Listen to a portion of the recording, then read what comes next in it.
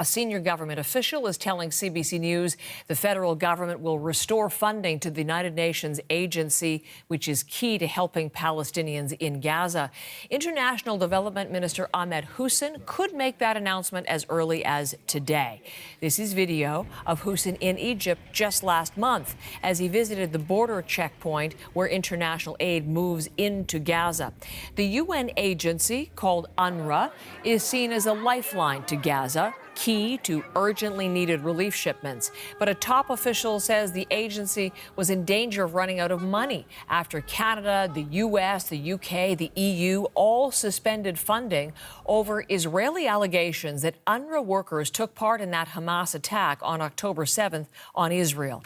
UNRWA has fired those 12 workers, but Israel continues to make the allegations, claiming earlier this week that hundreds of UNRWA workers in Gaza are in fact linked to Hamas. Janice McGregor has more on the story and the whole issue of Canada's support payments. Just to be clear, we were planning to go to that at 9 a.m. Eastern, that announcement from the minister. It looks like that's been moved off that set time, Janice, but it is still coming in exactly the form that CBC News has learned, correct? That's right, Heather. And just to walk people through how this has evolved. You remember initially, and I want to say somewhat controversially, Canada did follow the American lead, hitting pause on its support for UNRWA after Israel went public with allegations that around a dozen UNRWA employees were involved in the October 7th attacks by Hamas. Israel claims that UNRWA facilities and resources continue to be used, it says, to aid and abet violence against Israel. This is part of a pattern in the view of the government of Israel.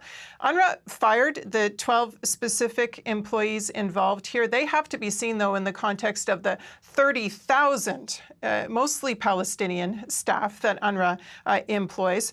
UNRWA vigorously denies that its aid work is somehow enabling terrorism against Israel. It says it trains its employees to be neutral. A government source is telling CBC News that Canada has seen an interim report based on the investigation that the UN launched following Israel's allegations about this. Based on that report, Canada is apparently now comfortable resuming its funding. But there are questions about whether this pause that was announced was really that much of a pause. Canada's next payment to UNRWA wasn't due until April.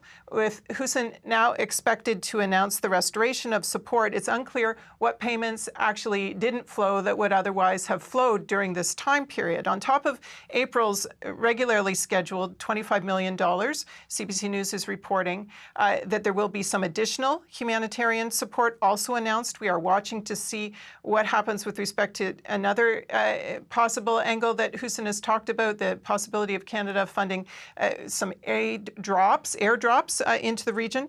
But during this pause, important to note, Canada increased its funding to other humanitarian organizations trying to provide relief.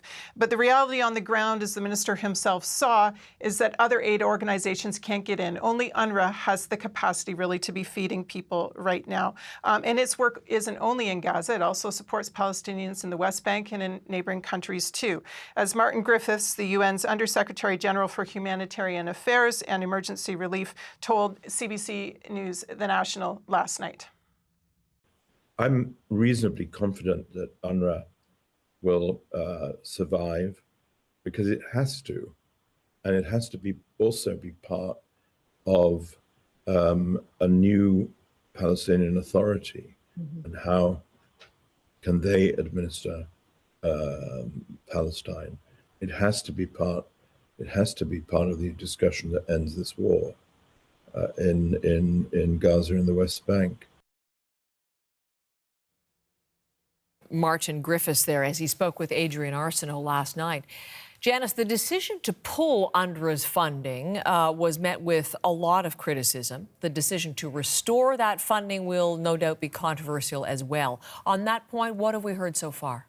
Yeah, the Liberal government in a very tight spot on this. New Democrats, Palestinian activist groups, the protesters on the street, coalitions of labor groups in Quebec, for example, all demanded the restoration of this funding for humanitarian reasons. But this decision not well received by the opposition last night. Going to show you what Deputy Conservative leader Melissa Lantsman said on her social media. She talked about UNRWA facilities being used for terror infrastructure by Hamas. She repeated the Israeli government's claims that hundreds of UNRWA employees are involved in this terrorism, have direct ties to terror groups, she said, indoctrinate children with extremism. She said, disgraceful, doesn't even begin to describe this government for this decision to restore funding. Janice, thank you very much. You're welcome.